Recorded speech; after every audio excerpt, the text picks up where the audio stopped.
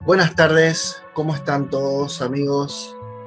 Estamos de nuevo en otro encuentro más acá con el licenciado José María Gómez. ¿Cómo estás, José?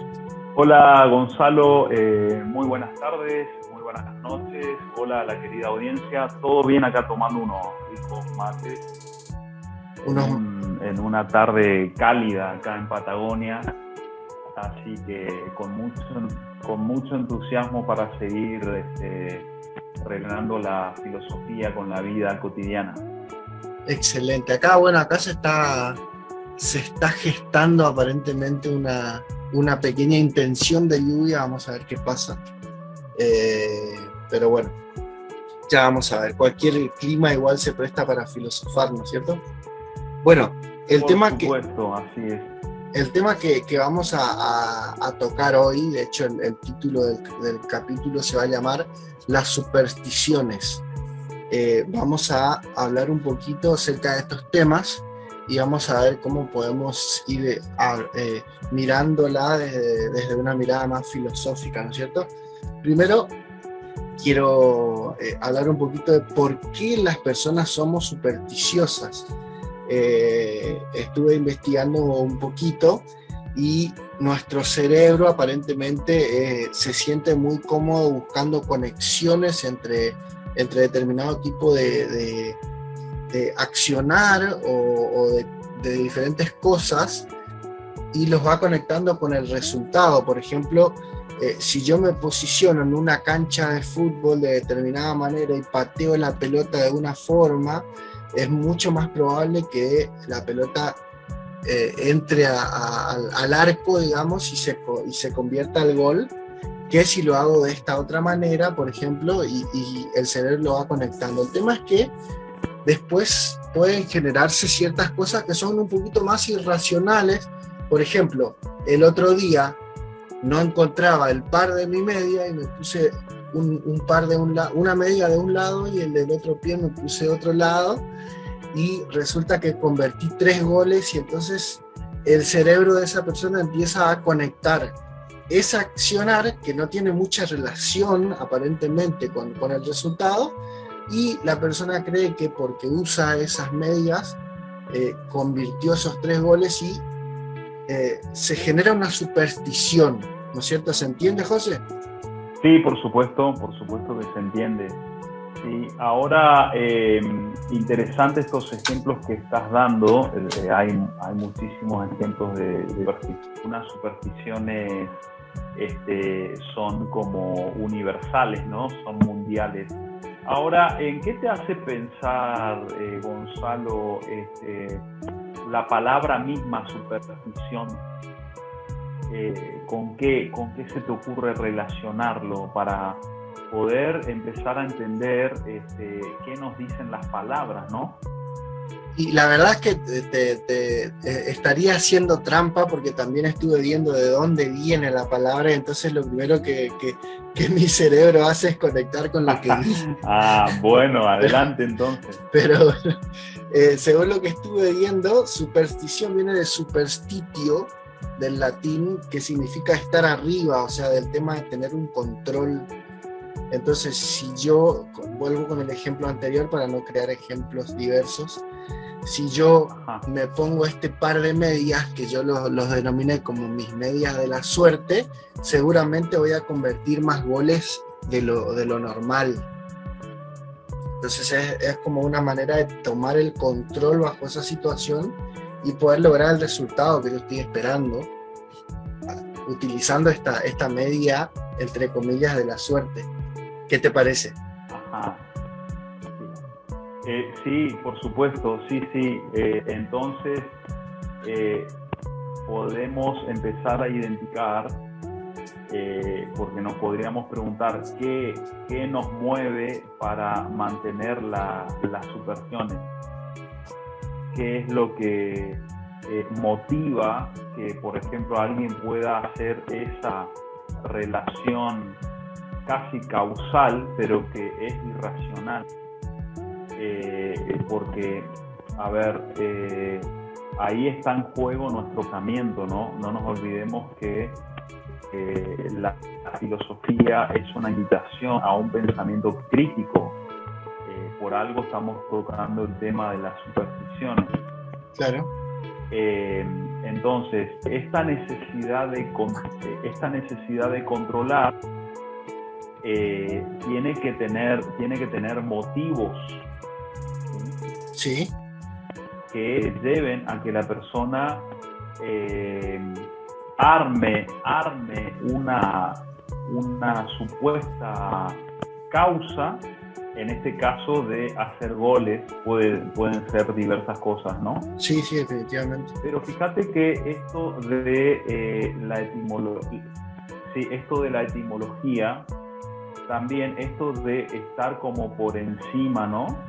Sí. Esto de tratar de sobreponerse a una situación, también tiene que ver con nuestra necesidad de supervivencia. Supervivencia, entonces, sí.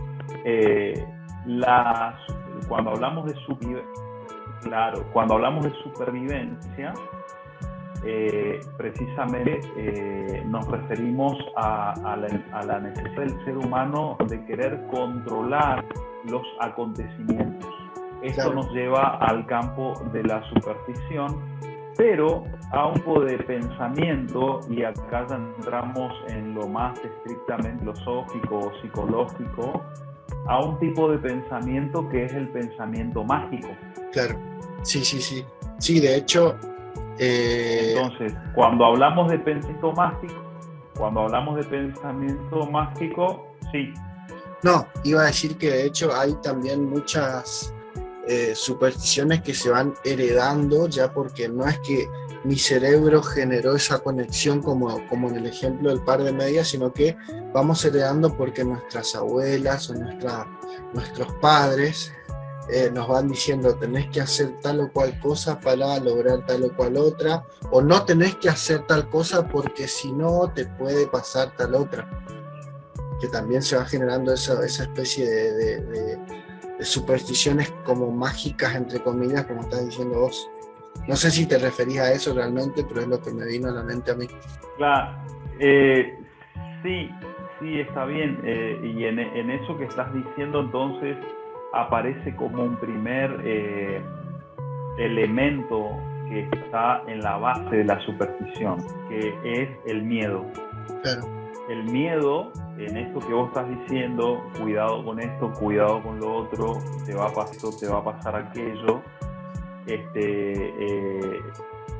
si se rompe un espejo vas a tener mala suerte 7 años, etcétera, etcétera. Sí. No volcar la sal, no cruzar por debajo de una escalera, cuidado con los gatos negros, etcétera, etcétera, etcétera. Sí. Ya entrarás seguramente en esos ejemplos. Uh-huh. Pero el miedo, que ahí ya tenemos todo otro tema, ¿no? El miedo, la inseguridad, la falta de confianza. Claro. Porque si vos relacionás que la causa de los goles es el par de medias o la media que pusiste, y no tu entrenamiento, tu alimentación, tu sueño, etcétera, significa entonces que tu cerebro y esas neuronas que hacen conexiones están haciendo conexiones, pero en algo imaginario. Claro. Por lo tanto, se está perdiendo ahí la capacidad de pensar críticamente. Exacto, exactamente, sí, definitivamente. A mí me resonó mucho cuando empezaste a hablar de esas como las supersticiones más conocidas, esto de no cruzar por debajo de la escalera, el espejo roto, y también me puse a investigar un poco para poder desmitificar esas tradiciones, que son más tradiciones que otra cosa, y que entender de dónde nacen esas supersticiones como para perderle un poquito de miedo, por ejemplo, al gato negro, porque ya en la época de los egipcios el gato negro era considerado algo sagrado, era como una especie se lo relacionaba con dioses, con algunos dioses, y entonces tener un gato negro era como considerado algo muy bueno, ¿cierto? Contar con un gato negro en casa era algo admirable y era algo como afortunado era el que tenía el gato negro en la casa. Y esa tradición se fue manteniendo por cierto tiempo, incluso después de los egipcios, y en la época medieval, que viste que en esa época la iglesia atacaba a las supuestas brujas, y de hecho se mató a mucha gente con ese pretexto, y comenzó a relacionarse a los gatos negros con las brujas. Y a veces decían, bueno, si hay un gato negro, decían, no, no es un gato, es una bruja, es una bruja disfrazada de gato que nos está espiando. Y entonces a partir de ahí comenzó a verse a los gatos negros como algo malo, y era como si ves un gato negro, tener cuidado y no dejes que cruce enfrente tuyo y todo ese tipo de cosas. Después, sí, decime. No, sí, efectivamente, y también ahí en la Edad Media, en la época en que quemaban precisamente a las brujas para el contexto y la mentalidad medieval, ¿verdad? Claro. Es decir, era la creencia, entre comillas, lo de bruja. Ahí siempre en los juicios llevados adelante por la Inquisición de la Iglesia Católica, sí, se consideraba que la bruja tenía un pacto con el demonio. Claro. Entonces también, bueno, podían convertirse en gatos negros, porque se identificaba el color negro también con lo demoníaco. Exacto. Con lo oscuro, etcétera. O sea que de alguna manera también encontrarte con un gato negro era encontrarte con el demonio. Con el demonio. Porque la bruja entre comillas, era bruja porque había hecho un pacto con el demonio. Uh-huh. Ahora fíjate que esto se transmite de generación en generación y sigue sosteniendo. Por supuesto que para la persona que sostiene esa creencia no es una superstición, es realidad. Exacto. Es decir, aquellas personas que tienen, no sé, amuletos o que tienen distintos rituales para que algo salga de una determinada manera, está convencida de que eso es lo que causa lo que se quiere lograr. Pero ¿con qué nos encontramos acá? Con un pensamiento mágico que solamente puede ir porque esa persona tiene miedo. Claro.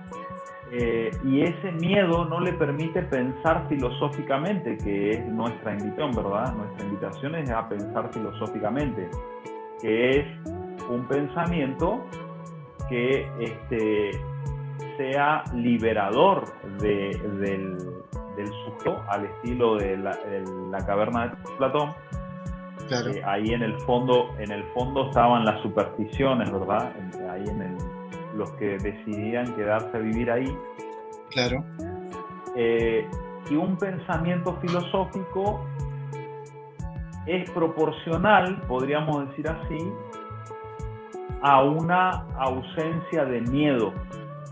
Entonces, podríamos decir que mientras más inseguro sea una persona, un habitante, un ciudadano, en fin, mientras más inseguro sea, mientras más miedo tenga, más va a necesitar de controlar los eventos a través del pensamiento mágico y de la creencia en las supersticiones. Por ejemplo, usar una cintita roja en contra de la envidia, por dar un ejemplo, o una medalla o lo que sea. No es lo mismo decir, bueno, no, yo uso esta medalla porque me regaló, qué sé yo, no sé, un pariente, bla, bla, bla, porque me la trajo de no sé dónde, a decir, esta talla me protege a mí de que me pase algo malo. Y no es más que hilo. Claro, o un pedazo de metal, o la cintita, que, a ver, la gente que disfruta con la envidia va a seguir envidiando, digamos, o sea. Exacto. La gente que disfruta de hablar bien del otro y de hacer las cosas bien, es decir, ¿qué tendrá que ver la cinta roja? Absolutamente nada, pero la inseguridad de quien usa la cinta roja queda como tapada, como un fármaco, la cinta roja. Claro, es como un ansiolítico hecho de superstición, hecho de pensamiento fijo. Exacto. O como el martes 13 o el viernes 13 y demás. Sí. Bueno, también estuve viendo sobre esas cosas, pero me gustaría continuar con él. A lo mejor esto nos lleve más de un capítulo, ¿no, José? ¿Qué opinás? Yo pienso que sí, yo pienso que nos va a llevar más de un encuentro, ¿no? En cuanto ya vamos de nuestra aproximadamente media hora de charla filosófica que tenemos más o menos pensado. Pero sí, yo pienso que nos va a llevar más de un encuentro. Podemos continuar en la otra semana y capaz que ahí ya los oyentes envíen algunas preguntas, algunos comentarios o algunas críticas, lo que sea, ¿no? Sí, de paso le vamos a recordar que pueden escribirnos al WhatsApp al 3781 40 5500. Pueden escribir con alguna duda o también interactuando con lo que estamos hablando, ¿no es cierto? Si está o no de acuerdo con lo que decimos y por qué no. Para poder hacer esto un poquito más interactivo y que sepan que no es una charla entre José María y yo, sino que la idea es que podamos charlar todos juntos de una manera u de otra para poder lograr este pensamiento crítico que necesitamos cada uno como individuo. Exactamente. Y esto nos lleva al contexto más amplio social, porque recordemos que la idea es promover un pensamiento crítico para una transformación crítica de la realidad también. Entonces, digamos que mientras una sociedad, sea del tamaño que sea la población, mientras una sociedad más cultive el pensamiento crítico, menos supersticiones va a tener. Exactamente. Y eso significa menos miedo. Claro, tal cual, menos miedo va a tener y por lo tanto va a tener más seguridad, más protagonismo, y eso va a hacer que se transforme la sociedad. Por eso es que vemos algunas realidades sociales que pasan y pasan años y vos te das cuenta que el crecimiento es muy lento, y porque el pensamiento que queda en la superstición siempre queda también con otro elemento que lo sostiene, además del miedo, que es la esperanza. Claro. La esperanza, que Nietzsche, cuando se refiere a la esperanza, la plantea lisa y llanamente como el único mal que quedó, que no llegó a salir ahí de la caja de Pandora, ¿no? Es decir, eso te iba a decir. Hay que aclarar que estamos hablando de esperanza como algo negativo y que no estamos diciendo qué bueno que haya esperanza. No, la esperanza como un mal. Por más mal que suene, digamos, porque en nuestras sociedades la esperanza tiene como un estatus idealizado, pero la esperanza junto con el miedo no permite la transformación. Es como que la realidad que vive cada sociedad es el reflejo del pensamiento que tiene esa sociedad, ¿no? ¿A eso apuntás? Claro, sí, tal cual. Me gustaría continuar ahora con el tema del espejo roto. que significa 7 años de mala suerte. ¿De dónde viene? Ajá. En la antigua Grecia habían ciertos, como esta especie de pitonisas que visualizaban el futuro y lo hacían en unos espejos de agua y decían que te mires en un espejo de agua, una cosa así, y que si veías tu imagen como realmente es tu imagen, vivirías, y si veías tu imagen distorsionada, significaba que ibas a morirte prontamente. Y después los romanos como que van convirtiendo esto y lo van haciendo en una especie de espejos, o seguramente haya gente que todavía lo hace, no vamos a descartar la idea, pero bueno, en la época de los romanos se hablaba de que los romanos creían que el ser humano se transformaba cada 7 años, o sea que la vida del ser humano se iba transformando cada 7 años, y entonces si vos veías tu imagen distorsionada en el espejo, que es lo que sucede cuando el espejo se rompe, hablábamos de 7 años de mala suerte, porque después de esos 7 años tu vida iba a volver a transformarse, entonces como que iba a anular todos esos 7 años anteriores. Y a partir de ahí nace el tema de los 7 años de mala suerte cuando el espejo se rompe. ¿Cómo lo ves? Muy interesante. Hay como diversas explicaciones, ¿no? de las distintas supersticiones. Yo había leído una que tiene una cuestión netamente práctica y económica. Ajá. Resulta ser que en la Venecia del siglo XV, XVI, ¿sí? Ahí como queriendo entrar ingresando prácticamente estando en pleno Renacimiento, mejor dicho, empieza como en el siglo XIV. ¿Sí? Las familias adineradas de Venecia tenían espejos, pero eran sumamente caros los espejos. Claro. Eran muy caros, entonces los sirvientes, sin tener mucho cuidado, los rompían. Entonces, como para promover el cuidado de los espejos, se basaban también en esta superstición de que si los rompían iban a tener 7 años de mala suerte. Entonces ahí es como ponían más cuidado. Claro. Me gusta más. Me hace acordar a, viste, ahí en nuestra zona, la leyenda del bombero. Sí. para que los niños durmieran la siesta en otros tiempos, ¿no? Sí, ahí también siempre jugás con el miedo en la superstición. Eso iba a decir, hay que notar cómo el miedo siempre fue una herramienta de cohesión y que lo sigue siendo. Sí, claro, por supuesto. En cambio, digamos, generar la confianza, generar la autonomía, generar la seguridad, hace que no tenga más sentido la superstición.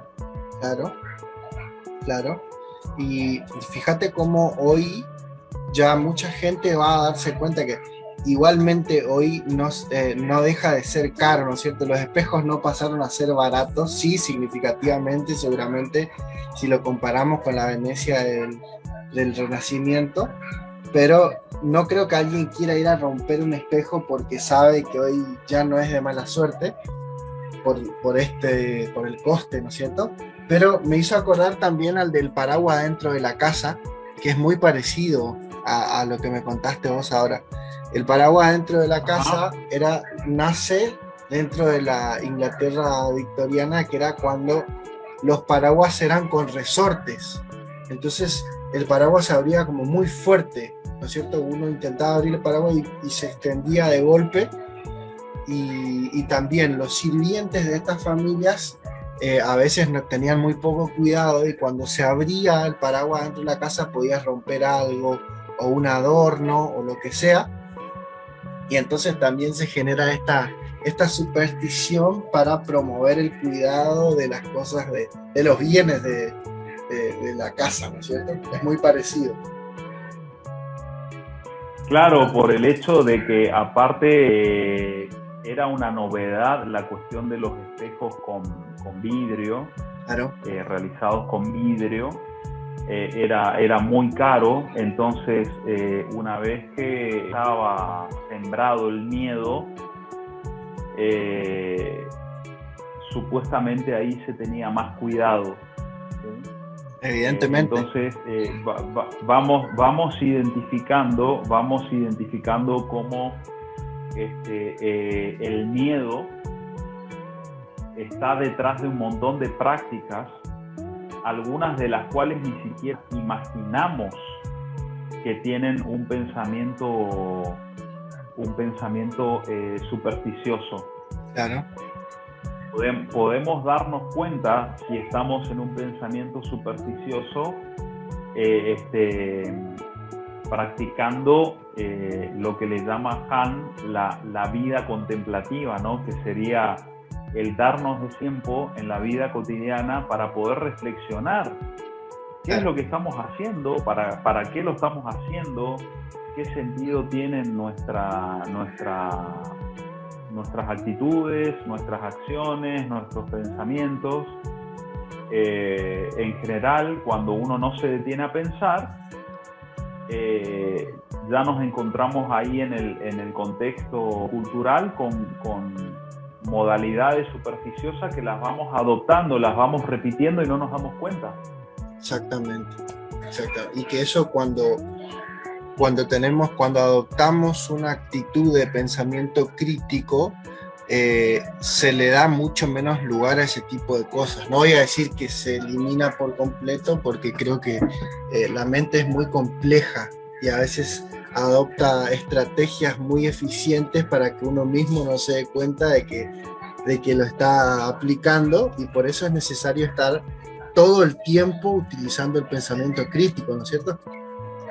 Sí, claro, sí, pero también al revés, es decir, la mente va realizando sus procesos. Vos arrancaste refiriéndote a las neuronas y demás, sí. Pero una vez que también la mente va encontrándole el gusto y el placer a una vida sin miedo, también eso se da se da como un estilo de vida, y entonces cada vez disfrutás más de más lecturas, más experiencias, más aperturas. Siempre va a haber como una tendencia opuesta, pero por lo que en la historia personal de cada uno se fue instalando como miedo, como inseguridad. Pero lo interesante es ir dándole lugar día a día a experiencias donde nosotros podamos experimentar algo nuevo, algo diferente. Porque la vida de lo mismo, de más de lo mismo siempre, es una vida, ya nos referimos nosotros a zona de confort, pero finalmente no permite que nuestro cerebro, nuestras emociones, nuestro psiquismo se expanda creativamente. Exactamente. Por eso siempre tendría que haber alguna novedad, algo distinto, y no estoy hablando de grandes cosas, no sé, qué sé yo, leer un nuevo libro, juntarte con gente a charlar de distintas temáticas, no sé, ponerte a escribir algo, esas cosas que son desafiantes para nuestro cerebro, también nos permite ir creciendo en confianza. Claro. Y eso hace que nuestro pensamiento se expanda. Entonces cada vez vamos a ser más libres de quienes nos quieran manipular o quienes pretendan ejercer un control sobre nosotros. Vamos a tener una vida de confianza y no de miedo. Exactamente. Me gustaría tocar la última superstición clásica y hablar al respecto, por supuesto, como para ir cerrando este tema hoy y vemos cómo podemos completarlo la semana que viene. ¿Te parece bien? Bueno, ahí me aparece de vuelta el tema de la conexión. Sí, opuesto, sí. Ahí está. Bueno, quería hablar del tema de cuando se esparce la sal, de dónde nace, que ese es como el más antiguo que encontré, que viene ya de los sumerios, en donde la herramienta de intercambio, ¿no es cierto?, la moneda de esa época era la sal, ¿no es cierto?, y se pagaba con sal, se compraba con sal, y de ahí viene la palabra salario, ¿no es cierto?, por ese tema. Entonces, desperdiciar la sal, o que se te caiga la sal en la mesa o donde sea que estés comiendo, era como una muestra de falta de cuidado, muy relacionada a todo con lo económico, ¿no es cierto? Era como desperdiciar monedas, o quizás acá en Argentina hoy sería como desperdiciar billetes, porque monedas ya casi no valen nada. Entonces era como para que la gente tenga un poco más de cuidado a la hora de manipular este objeto que para la gente de esa época era tan preciado o tan valorado, ¿no es cierto? Se utiliza la superstición para decir, si desperdicias la sal significa mala suerte. Y después el tema de tirar la sal por encima del hombro. Viste que hay gente que dice que cuando se te cae la sal en la mesa tenés que tirar por encima del hombro. Era porque decían que el diablo se te paraba detrás y observaba por encima de tus hombros cuando vos te pasaba estas cosas, porque es como que el diablo disfruta de verte perder o de verte sufrir en cierto modo. Entonces tirar la sal por arriba de los hombros era como tirarle la sal en los ojos al diablo. Entonces era como quitarle ese mote de alegría que está teniendo este supuesto demonio. ¿Qué opinas? Ajá, sí, me parece bárbara la explicación. También algunos atribuyen, aunque ya era previa la creencia, algunos atribuyen a que en la última cena Judas el Iscariote, sí. Que bueno, ahí también tenemos mucho para profundizar, porque la iglesia se ocupó de denigrar la figura de Judas, así como hicieron con María de Magdala o María Magdalena. ¿Cómo es? Pero era uno de los más próximos a Jesús. Claro. Y también se dice que en la última cena él derrama la sal, digamos, previo a la traición. Y de hecho en el cuadro de Leonardo da Vinci, en la última cena, ¿sí?, se puede ver ahí un elemento que contenía la sal, derramada la sal en la mesa. Pero bueno, siempre tiene que ver con esta cuestión de la traición o de lo demoníaco, de lo oscuro. Es decir, siempre detrás de una superstición nos vamos a encontrar con el miedo.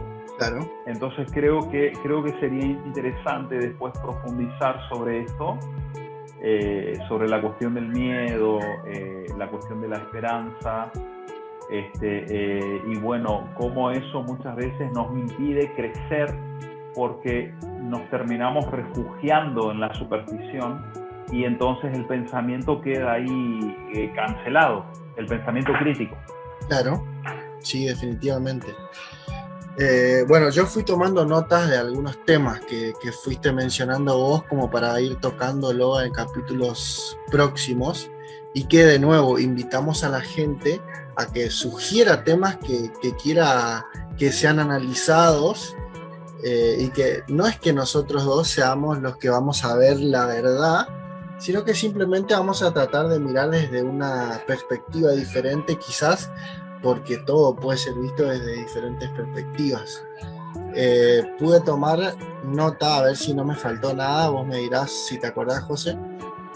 Anoté el miedo, la falta de confianza, la esperanza y el tema de Judas y María Magdalena. Ah, claro, sí, que ahí tendríamos bastante para tocar esa cuestión, que son creencias también muy arraigadas. Pero bueno, quedemos para la próxima, para el próximo encuentro, profundizar un poquito más esta cuestión de las supersticiones. Si la gente quiere comentar de algunas o quiere preguntar, bienvenidos todos los planteos, y entonces pues vamos continuando con las otras temáticas. Y también recordar que invitamos a que los propios oyentes hagan propuestas de temas que quieran que profundicemos desde un punto de vista filosófico, psicológico, social. Exactamente. Bueno, José, nos vamos despidiendo. Fue un placer pasar este rato con vos y con la gente. Espero que después de esta noche la gente ya no tenga tanto miedo con estas cosas como el gato negro, la sal y el espejo roto, ¿no es cierto? Estaría bárbaro que al menos la gente se pusiera a pensar en esto en términos de, bueno, que la mejor vida, me parece a mí, es una vida sin miedos. Que si uno conquista sus miedos, si uno logra la autoconfianza, ahí pueden empezar a ocurrir cosas muy buenas en la vida de cada uno, y que no tienen nada que ver con ningún poder, ni ninguna deidad, ni la suerte, ni nada. Y cosas de simplemente uno, claro, sino que uno simplemente empieza a protagonizar una vida sin miedos. Y eso hace que las cosas sucedan porque uno hace que sucedan, ¿no? Junto con los otros. Siempre esto es junto con los otros. Exactamente. Bueno, José, me despido de vos por hoy. Nos vemos la semana que viene y nos despedimos de la gente también. Fue un gusto. Hasta la semana que viene. Igualmente, Gonzalo querido, fuerte abrazo y saludos a toda la audiencia y excelente semana para todos. Chao, chao. Chao.